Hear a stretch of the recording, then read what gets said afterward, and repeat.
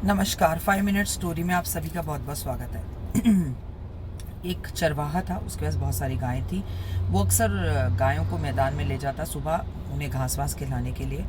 वो जिस मैदान में ले जाता हर रोज़ वहीं ले जाता, लेकिन आज वहाँ पर कोई बड़े साधु संत आए थे जो कृष्ण लीलाओं को गाने वाले थे।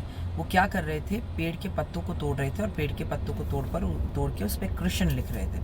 तो उनमें से किसी एक गाय ने उसे खा लिया और जैसे ही कृष्ण का पत्ता उसने खाया, वो कृष्ण कृष्ण बोलने लगी। वो लौटकर वापस जब अपने तबेले में पहुंची तो वो बाकी गायों की जगह पर सब चुप थी और ये कृष्ण कृष्ण बोल रही थी। सारी गायों को बहुत प्रॉब्लम हुई। उसने बोला कि मैं अब कृष्णमय हो गई हूँ, मैं हमेशा कृष्ण का नाम लूँगी।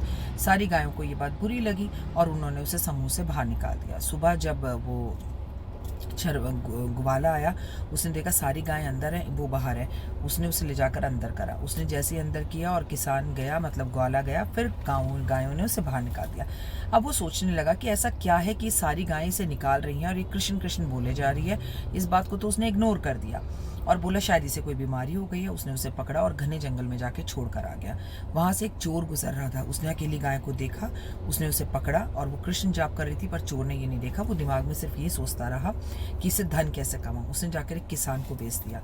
किसान ने उसे अपने यहाँ रख लिया। वो हमेशा कृष्ण कृष्ण बोलती रहती थी, पर किसान ध्यान नहीं देता था। उसने दूध देना शुरू किया। कृष्ण का जाप करने से उसका दूध ज़्यादा आने लगा, उसका दूध ज़्यादा मीठा होने लगा और किसान जिसने उसे ख़रीदा था वो उसे बेचने लगा। उसे बेचता जाता और वो जो है बहुत अमीर होता जाता। धीरे धीरे पूरे गांव में उसके दूध का जो है ना डंका बजने लगा कि इसकी दूध को, गाय के दूध को पीने से बीमारियां दूर हो रही है। एक दिन वहाँ से राजा के मंत्री गुजरे, उन्हें प्यास लगी तो वो किसान के घर रुके। तो किसान का घर अच्छा खासा था क्योंकि वो पैसा कमा रहा था, 1 साल हो गया था। तो उसने देखा कि वहाँ मंत्री ने कि गाय जो है वो कृष्ण कृष्ण कर रही है। उसने कहा ये अपने आप ही कृष्ण का जाप करती रहती है, मुझे नहीं पता ये कृष्ण कृष्ण क्यों बोलती है। उसने कहा अच्छा ठीक है, और उसने वहाँ का उसका दूध पिया। बड़ा मीठा, बड़ा स्वादिष्ट और बड़ा मन को राहत देने वाला वो गाय का दूध था।